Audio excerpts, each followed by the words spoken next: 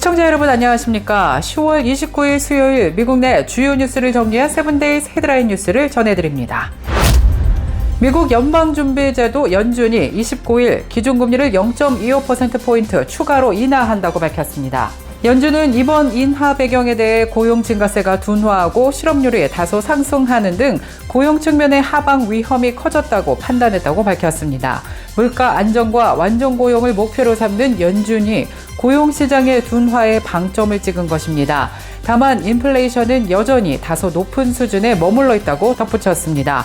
이와 함께 연준은 또 하나의 중요한 결정을 발표했습니다. 연준은 오는 12월 1일 보유 자산을 줄이는 양적 긴축을 종료하기로 결정했습니다. 양적 긴축은 중앙은행이 보유 채권을 매각하거나 재투자하지 않아 시중 유동성을 흡수하는 방식입니다. 연준이 양적 긴축을 끝내면 시중 유동성이 개선되어 미 국채 금리가 낮아질 가능성이 생깁니다. 시카고 오헤어 국제공항을 출발해서 독일 프랑크푸르트로 향하던 루프트한자 국제선 항공기에서 한 승객이 금속 포크로 10대 승객 2명을 공격하고 난동을 부리는 사건이 발생했습니다. 이로 인해 항공기가 보스턴으로 비상 회항하는 초유의 사태가 발생했습니다. 매사추세츠 지방검찰청에 따르면 이 사건은 10월 25일 토요일 루프트한자 431편 항공기 기내에서 식사 서비스 직후 발생했습니다. 용의자인 프라니트 쿠마루 우실 리팔리 28세 인도 국적의 남성은 기내에서 갑자기 난동을 부리며 주변 승객들을 공격했습니다.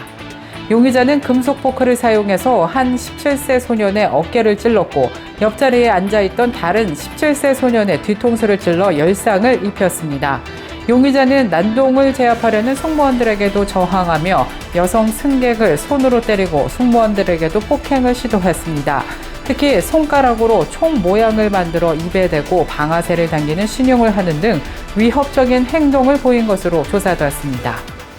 심각한 기내 난동으로 인해 항공기는 예정된 항로를 벗어나 보스턴 로건 국제공항에 비상 착륙했습니다. 착륙 직후 용의자는 곧바로 경찰에 체포돼 구금됐습니다. 용의자 우시 리팔리는 현재 항공기 내 위험한 무기로 신체적 상해를 입히려 한 폭행 혐의로 연방법원에 기소됐습니다.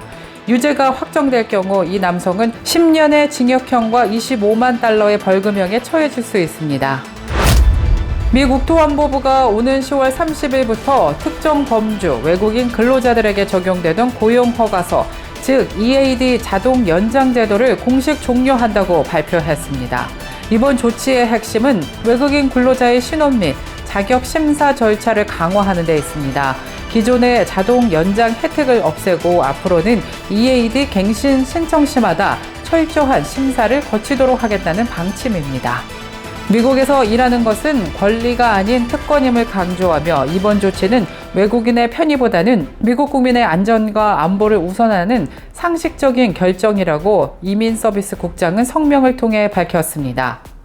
다만 법률이나 연방관보 공지에 따른 임시보호 신분 관련 고용허가 등 일부 예외 사항은 계속 적용됩니다. 대한항공이 미국 보잉사의 항공기 103대를 새로 구매하는 초대형 계약을 체결했습니다.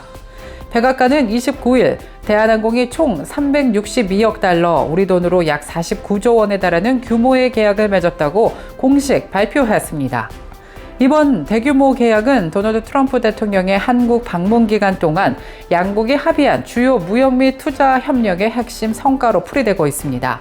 백악관은 이 계약이 항공, 에너지, 기술 등 광범위한 산업 분야를 포괄하며 특히 미국 내에서 최대 13만 5천 개의 일자리를 창출하고 지원할 것으로 예상된다고 강조했습니다.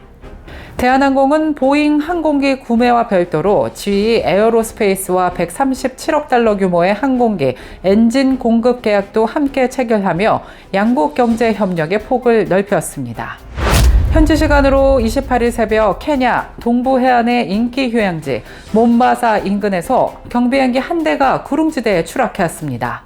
사고기는 디아니 공항을 이륙해 유명 관광지인 마사 이마라 국립공원으로 향하던 중이었으며 이륙 후 불과 몇 분 만에 추락해서 곧바로 불길에 휩싸인 것으로 조사됐습니다. 이 사고로 비행기에 타고 있던 탑승자 11명 전원이 목숨을 잃었습니다.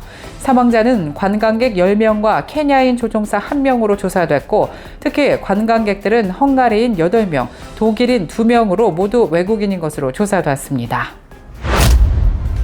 일리노이주 레이카운티 재무관인 할리킴이 주감사원장 선거 출마를 공식하고 압도적인 규모의 유권자 지지 서명을 확보하며 본격적인 선거전에 돌입했습니다. 할리킴 후보는 젊고 투명한 재정 행정을 주 전체로 확대하겠다는 포부를 밝혔습니다. 김 후보 캠프가 일리노이주 전역을 돌며 확보한 유권자 지지 서명은 약 16,500명에 달합니다. 캠프 측은 이 서명서를 최근 일리노이 선거국에 공식 제출했다고 밝혔습니다. 이번 서명 운동에는 무려 500여 명의 자원봉사자가 참여해 주 전역의 도시와 마을을 직접 방문하며 할리킴 후보에 대한 지지를 호소했습니다. Hey, it's Holly Kim, candidate for Illinois State Controller, and I want to thank all my volunteers who helped me get signatures so I could file here today at the State Board of Elections. We had 500 people from all over the state of Illinois, people like yourself helping me, and I couldn't do it without you. That was 16,500 signatures. That is a whole lot, and I can't do that myself, so every small bite of this huge elephant was a big help. So I just want to say how much I appreciate you, and let's keep on going! On the road! 할리킴 후보는 레이카운티 재무관 재임 기간 동안 예산 효율화와 부패 방지 그리고 재정 투명성 강화 등의 성과를 거두며 행정 능력을 입증해 왔습니다. 이번 주 감사원장 출마는 현장 중심의 실무 경험과 젊은 리더십의 주정부 차원으로 확장하겠다는 김 후보의 강력한 의지로도 해석됩니다. 이상으로 세븐데이즈 헤드라인 뉴스를 마치겠습니다. 저희는 내일 이 시간에 다시 찾아뵙겠습니다. 시청해주신 여러분 고맙습니다.